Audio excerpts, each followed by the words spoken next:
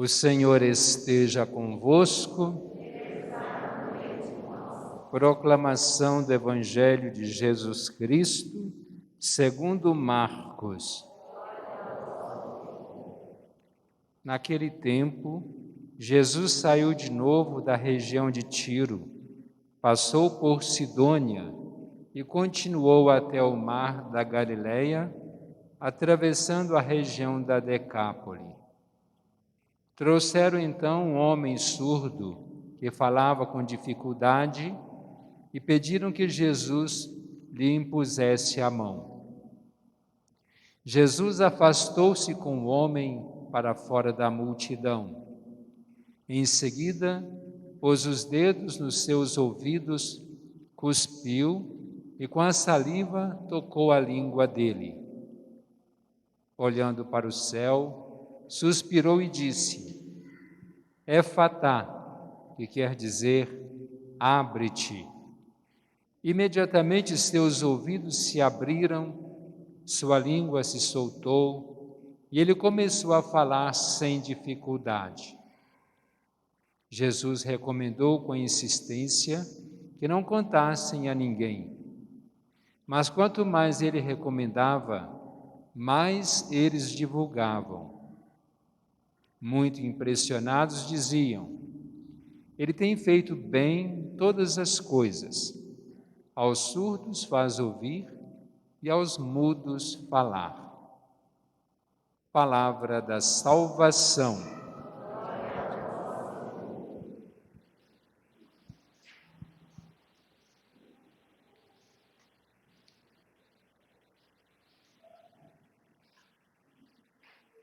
Nós estamos no início do mês de setembro, que a Igreja no Brasil celebra o mês da Bíblia. Há 50 anos começava essa celebração aqui bem próximo de nós, na Arquidiocese de Belo Horizonte, e que depois se espalhou pelo Brasil inteiro. E é algo que pegou bem, no nosso meio, como meio de nós difundirmos e valorizarmos mais a Bíblia como palavra de Deus. E quando nós celebramos a Bíblia nesse mês, ela tem o seu sentido. Primeiro porque, um pouco da história, que a Bíblia foi escrita em 3 línguas, o hebraico, aramaico e grego. E foram línguas que depois foram deixadas de lado pela expansão do Império Romano e que foi sendo implantada a língua latina. Então, o latim que era uma língua popular e que todos sabiam falar. E como as outras 3 línguas foram se tornando mais difíceis, então o povo foi perdendo o contato. Então, um santo, São Jerônimo, ele procurou traduzir a Bíblia para o latim, para torná-la mais conhecida, mais no meio do povo, mais popular. E no dia 30 de setembro nós celebramos o dia desse santo, que é São Jerônimo, esse grande incentivador da leitura da Bíblia. E ela foi escrita antes em pergaminhos, em rolos, não chegou pronta, igual nós temos hoje no livro, que a gente pode abrir, toda dividida em capítulos e versículos. Não, isso aí é com o passar do tempo que foi sendo transcrita, sendo dividida com títulos para maior facilidade da nossa interpretação. E hoje nós temos até nos meios eletrônicos, a gente quer pesquisar, vai lá no celular e já acha o capítulo, o versículo que a gente quer, sem muita dificuldade, com mais facilidade até do que de abrir a própria Bíblia. E a Bíblia não deve ser apenas um livro que a gente fala, eu tenho. Hoje eu acho que em todas as casas, imagino, em todas as casas deve ter uma Bíblia. Seja ela grande, média, pequena. Mas a Bíblia não deve ser apenas um livro de enfeite, ou para a gente falar assim, em casa eu tenho a Bíblia. Se tem, é para ser usada. E o ser usada não é apenas abrir, talvez a gente compre uma Bíblia grande, com figuras, com ilustrações belíssimas, muitas vezes Bíblias caras, para que possa ficar aberta, enfeitar a nossa mesa, a nossa estante. O objetivo da Bíblia não é enfeite. E às vezes a Bíblia vai se estragando, eu sempre digo isso, porque de tanto ela ficar aberta numa folha, assim, uma página só, né? Ela quebra ali a encadernação, ela vai se descorando, vai desbotando com a luz solar, tomando poeira. Agora, nada contra, não vou dizer que não deva fazer isso, mas poderia talvez usar uma Bíblia aberta e hoje eu vou ler esse texto aqui para a minha reflexão diária. De vez em quando eu passo por ali, deixa eu pensar mais um pouquinho, retomar esse capítulo. E assim aquela leitura pode se tornar um momento de oração para o meu dia. Aí sim, funciona. Mas que não seja, repito, apenas um livro de enfeite. O que é a Bíblia? Há vários cantos e muito populares que vêm para nós. A Bíblia é a palavra de Deus. Pronto. Deus está presente no nosso meio de diversas formas. Está presente na Eucaristia que nós celebramos, no sacrário. Está presente na comunidade reunida, pois Jesus falou que onde 2 ou mais estiverem reunidos em nome dEle, Ele está aí no meio. Então Ele está aqui conosco, além de estar na Eucaristia, Ele está no nosso meio porque nós estamos em oração. Ele está no pobre, no necessitado, no menor, porque Ele falou que quando nós fizermos algo ao menor dos nossos irmãos, é a Ele que nós fazemos. Então Ele está na pessoa do pobre que a gente encontra pela rua, aquele que precisa. Nos pastores que vêm para refletir, celebrar, participar conosco, ministrar os sacramentos e, retomando, estar na sua palavra. Se nós ouvimos a sua palavra, ouvimos do próprio dono da palavra que está aqui presente. Como que Deus nos fala? Ele não vai sair falando no ouvido de cada um, sussurrando, ou falando mais alto, ou gritando. Ele já deixou escrito e vai deixando com que essa palavra possa se multiplicar de maneiras diferentes na nossa vida. Se a Bíblia é a palavra de Deus, ela é do autor, que é o próprio Deus. Mas que Deus usou de pessoas humanas, homens e mulheres, para escrever.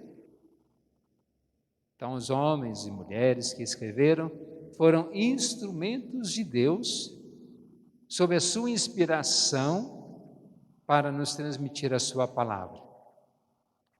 A Bíblia não deve ser lida de algumas maneiras, que a gente lê errado.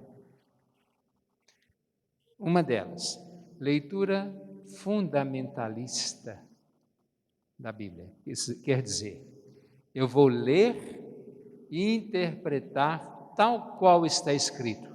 Está errado. E quando a gente vai discutir com algumas pessoas, lá na Bíblia está assim. Nem tudo que está na Bíblia aconteceu do jeito que foi feito. Quer uma prova? Como que Deus fez o homem? Tem 2 narrativas da criação.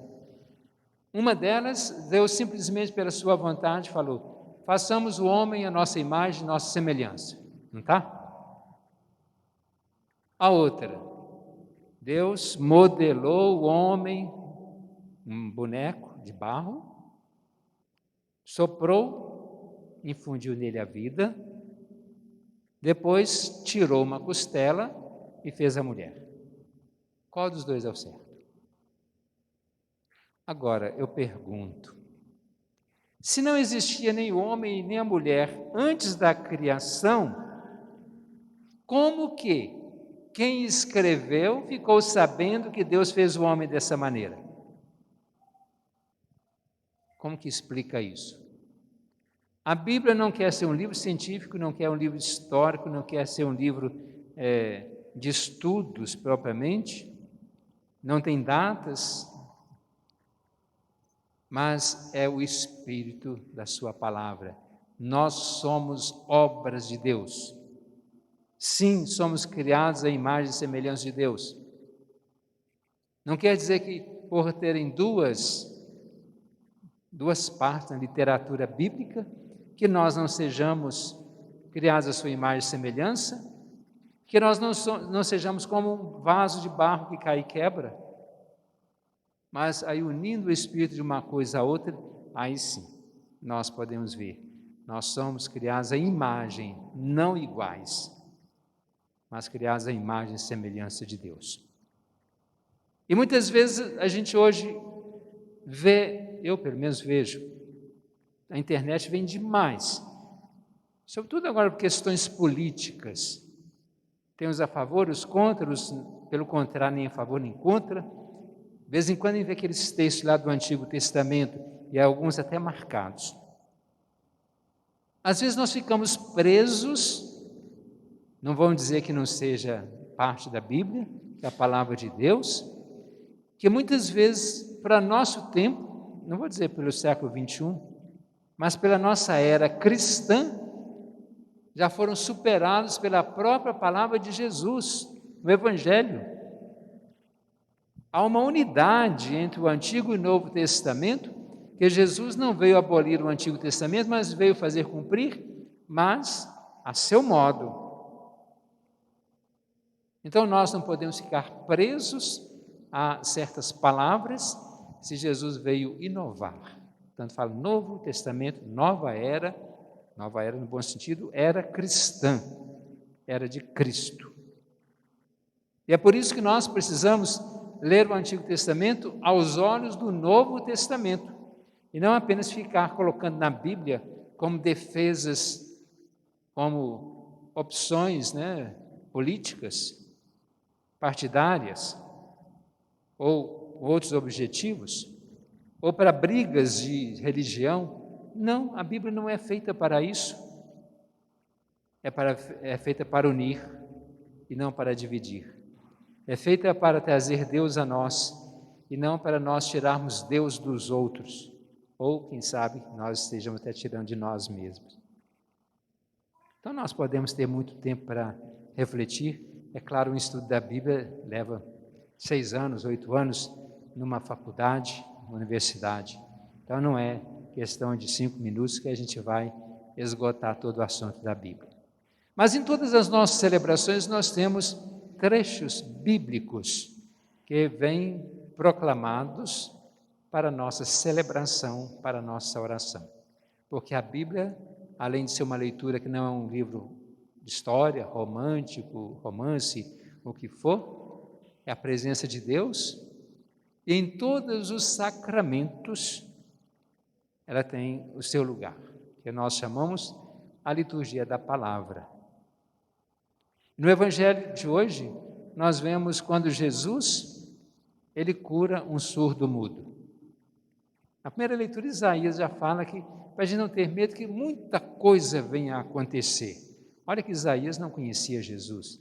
Ele já falou de Maria, a Virgem conceberá, virá aquele que vai para o matadouro como um cordeiro manso, sem reclamar. Fala daquele que é a voz que clama no deserto, que é João Batista. Quer dizer, sem conhecer, já falava. Então, muita coisa vai acontecer, muitos milagres, e que Jesus realiza. Hoje ele cura um surdo que é mudo, ou que falava com dificuldade. Nós sabemos que a pessoa que não ouve, não vai aprender a falar, que não ouve a palavra. Apesar que hoje há algumas técnicas que as pessoas aprendem a falar, mesmo não ouvindo. Mas, quando leva à presença de Jesus, o que eles pedem? Que Jesus cure. Qual é o processo que Jesus usa? Parece meio assim, estranho, nojento. Cospe no chão, faz a saliva e toca na língua daquele que era surdo e mudo. Mas a palavra efatá significa abre-te. Uma palavra que faz parte também da liturgia do batismo. É claro, no batismo ele é opcional, quando o celebrante toca os ouvidos da criança e diz efatá, quer dizer, abre-te, abrir para ouvir a palavra de Deus. Tanto que aquele surdo começou a ouvir. A sua língua se desprendeu e começou a falar com naturalidade. Como que isso acontece? Claro que primeiro precisa ter a fé. A fé que faz parte da nossa vida e que deve estar unida também ao passo que nós damos, porque não é simplesmente, eu tenho fé que Deus vai fazer isso por mim. Eu que não dei o meu passo para ver.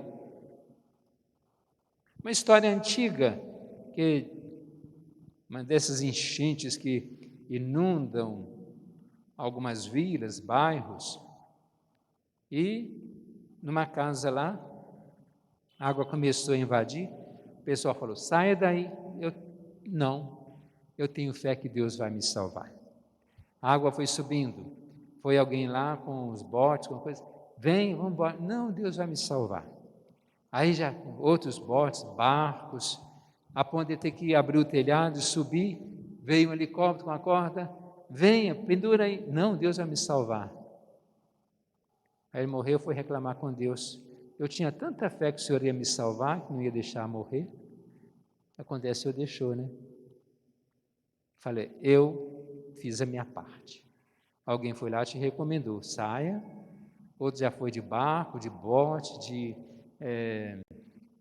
helicóptero, e você não saiu. Eu estava usando aquelas pessoas para salvar você. Então eu preciso dar o meu passo. Porque falar que eu tenho fé, às vezes eu fico até só rezar, meu Senhor, meu Deus, eu te louvo. Mas o que eu faço? As ações. A segunda leitura de hoje até não fala propriamente isso, mas o próprio autor, que é São Tiago, ele fala que a fé sem obras é morta. Eu preciso colocar a minha fé em prática, quer dizer, viver a minha fé. E quando levam aquele surdo, mudo para Jesus, eles acreditavam. E aquele surdo, que era mudo, começou a falar. E quantas vezes nós somos surdos à palavra de Deus? Quando nós somos mudos, que nós vemos as coisas acontecerem e nós não tomamos nenhuma providência. Ou só escutamos aquilo que nós queremos. Às vezes a gente fala assim, não me fale nisso, porque aquilo vai me incomodar, aquilo vai me comprometer, e eu vou ser omisso, já estou sendo. Então só ouço o que eu quero, isso não vai me realizar, isso não é colocar a minha fé em prática. Eu preciso fazer mais, não posso ficar acomodado no que eu sou, já está bom demais, mas eu preciso me abrir ao novo, a abrir a ações, aquilo que os outros me propõem, ao que Deus tem usado os outros para mim. E aí nós ouvimos na segunda leitura, quando São Tiago faz uma relação entre o nosso acolher, o rico e o pobre. Ele fala assim, a gente está numa reunião, chega uma pessoa rica, com anéis, com joias, bem vestido, ele fala, chega para cá, assenta aqui, assenta ali. Ao passo que chega um pobre, fala, fica em pé aí. Ou então senta aqui no chão. Nós não podemos fazer discriminações de pessoas.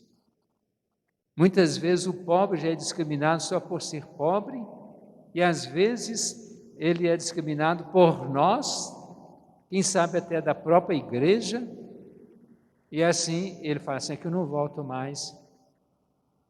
Eu preciso ver que, quem sabe, aquele é o que vai me dar a mão para a minha salvação.